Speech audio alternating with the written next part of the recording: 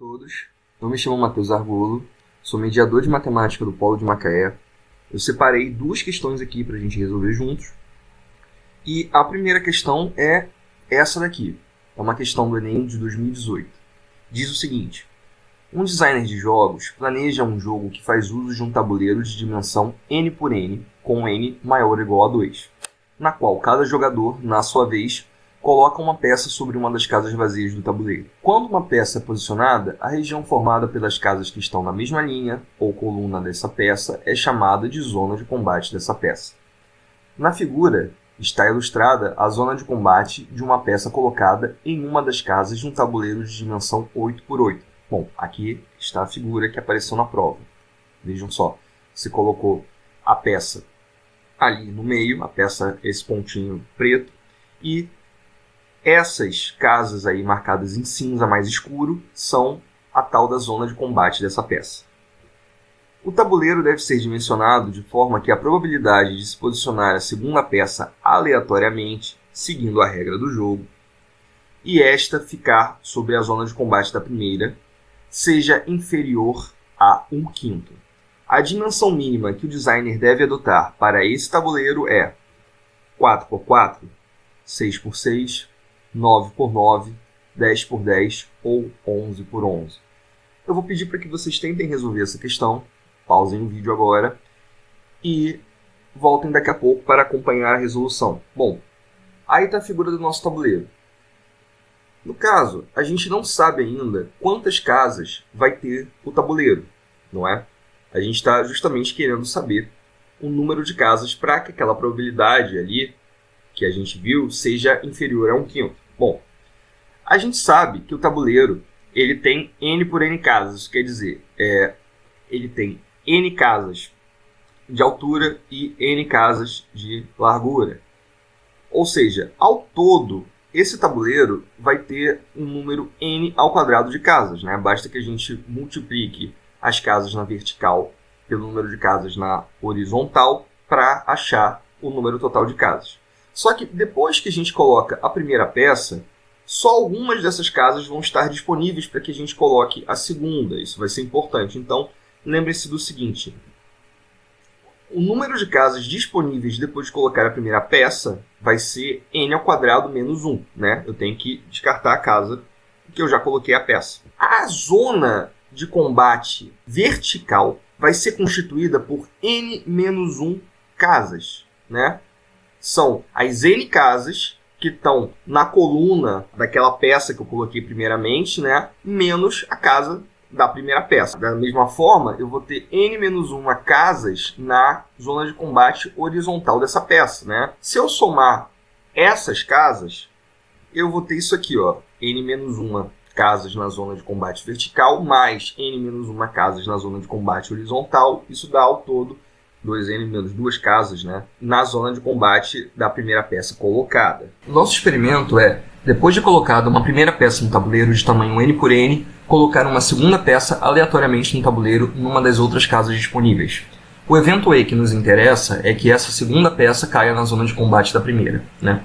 Como a gente, ao escolher essa outra casa, né, na qual a gente vai colocar a segunda peça, não tem uma preferência, razoável supor que todas as casas do tabuleiro elas são equiprováveis, ou seja, elas podem ser escolhidas, né, com a mesma probabilidade. Isso vai fazer com que a gente consiga definir a nossa probabilidade, já que a gente está falando de um espaço amostral equiprovável, dessa forma. Probabilidade é simplesmente uma razão entre o número de casos favoráveis e o número de casos possíveis, né? Vocês devem estar acostumados com isso. Nesse caso aqui, quem são os nossos casos favoráveis e quem são os nossos casos possíveis, né? Os nossos casos possíveis são simplesmente as casas disponíveis, né? As casas que a gente vai escolher para colocar a segunda peça.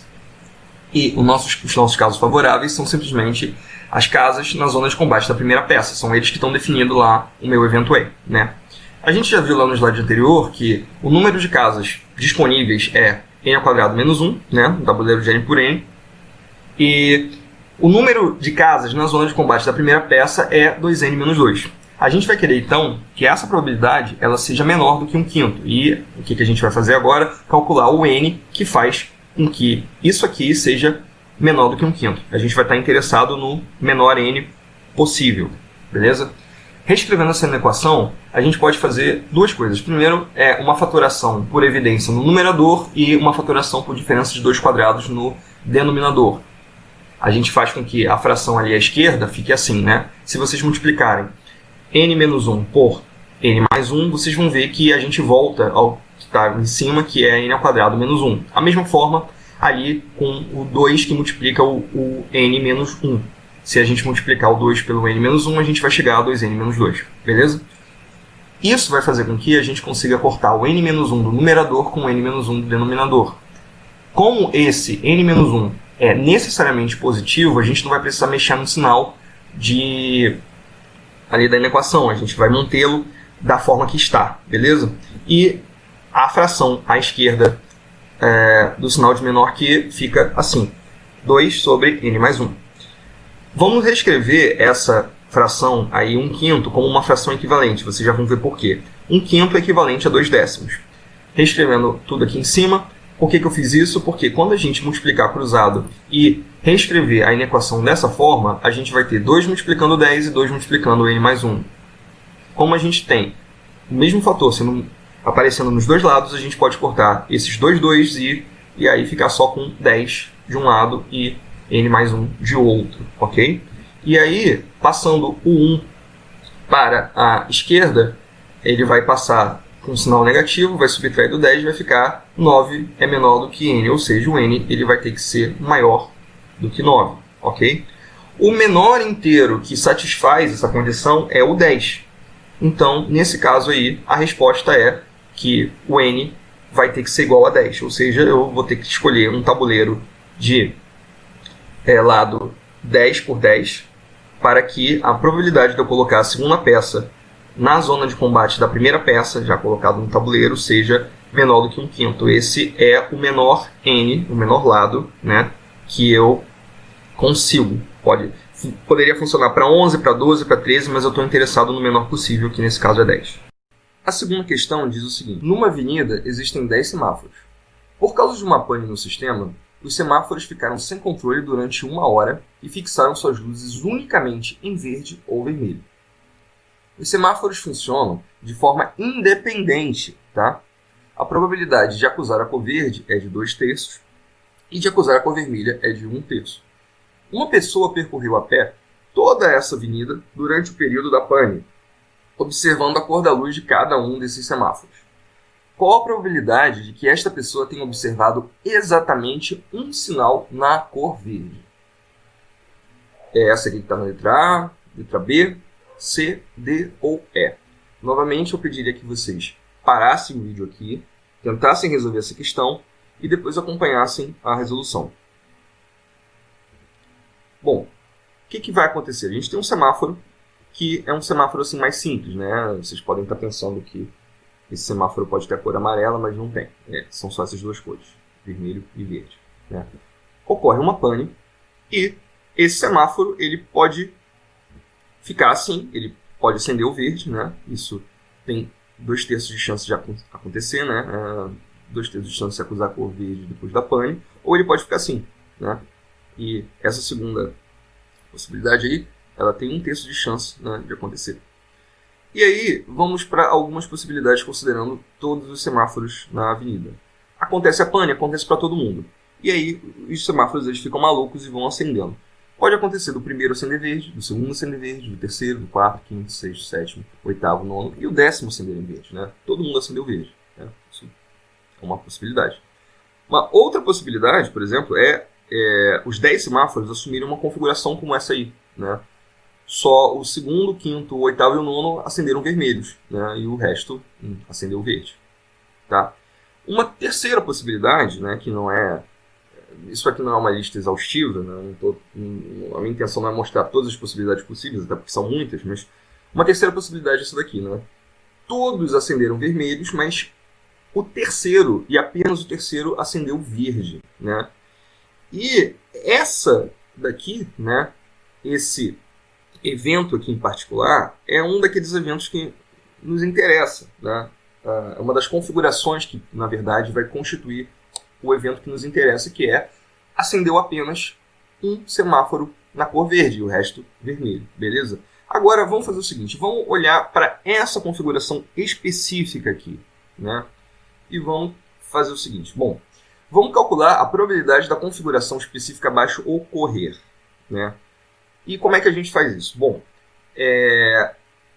essa configuração, ela tem uma chance de acontecer. E a gente pode calcular essa chance dela acontecer quebrando ela em algumas partes. Por exemplo, a gente pode considerar, né, para calcular a probabilidade dela acontecer, a gente pode considerar a probabilidade dos semáforos acenderem verde ou vermelho. O que acontece? Para o semáforo acender verde, a probabilidade é de 2/3, né? E para acender vermelho, a probabilidade é de 1/3. Como estamos lidando com eventos independentes, ou seja, se um semáforo acende verde, isso não influencia em nada o semáforo que está do lado, por exemplo, a acender verde também, ou vermelho. Então, eles não têm influência uns dos outros. Então, isso aqui é o que quer dizer que ele é independente. Tá? Como estamos lidando com eventos independentes, a probabilidade do evento composto simultaneamente por todos os eventos acima é igual ao produto das probabilidades dos eventos unitários. O evento unitário é o semáforo acender verde ou vermelho, beleza? Então, eu vou fazer essa conta aqui e chegar a esse resultado, né? Eu vou simplesmente multiplicar todo mundo, né? Ali do denominador você tem 10 números 3, né? Que multiplicados vai dar 3 elevado a décima. E em cima você tem tudo 1, com exceção dali do 2, que é associado à probabilidade do semáforo 3 acender verde, beleza? Então, a probabilidade dessa configuração específica ocorrer é 2 sobre 3 elevado a décima. E é importante notar que a configuração dos semáforos do slide anterior, ela não é a única possível, né? Porque o que acontece? A gente está interessado em achar as configurações em que apenas um semáforo acende verde. Então, você tem um total de 10 formas diferentes de apenas um sinal verde acender. Essa é uma delas, né? A gente já viu que a probabilidade dela acontecer é 2 sobre 3 elevado a décima. A gente tem também essa, né, configuração aí, que pode interessar. Na primeira, né, o que a gente viu ali no slide anterior, só o semáforo 3 acendia verde, aí só o semáforo 1 acende verde. Pelo mesmo raciocínio que a gente usou, a gente também acha que a probabilidade dessa configuração aí de cima, né, do semáforo 1 acender verde, ocorrer só o semáforo 1 acender verde, é 2 sobre 3 elevado a décima. Só que eu também tenho essa configuração aqui, né, e todas as outras até só o semáforo 10 acender verde. Todas elas têm probabilidade 2 sobre 3 elevado a décima. São ao todo 10 formas, né? E o que acontece? Como cada configuração dessas constitui um evento mutuamente exclusivo em relação a outro, quer dizer o seguinte, quando você tem que só o sinal 1 acendeu verde e todos os outros acenderam vermelhos, né? Nenhuma das outras configurações abaixo vai poder ocorrer. Você não tem sobreposição de eventos, sabe? Vocês já vão excluir todas as outras configurações possíveis, né? Acendeu daquele jeito ali, por exemplo, que está na linha 1, não tem como acender de outra forma. Foi aquela configuração lá que os semáforos assumiram. Então, o que a gente vai fazer para calcular a probabilidade total é somar todo mundo, né? Nesse caso aí, eu não vou multiplicar, mas eu vou somar as probabilidades, né? Que são jeitos diferentes de eu satisfazer uma determinada condição. Então, eu vou ter isso aqui, né? Eu tenho, em todos os casos, probabilidade de 2 sobre 3 elevado a décima, são 10 casos, então eu multiplico por 10. Então, a resposta deveria ser essa daí, beleza? Eu espero que vocês tenham gostado. Até a próxima.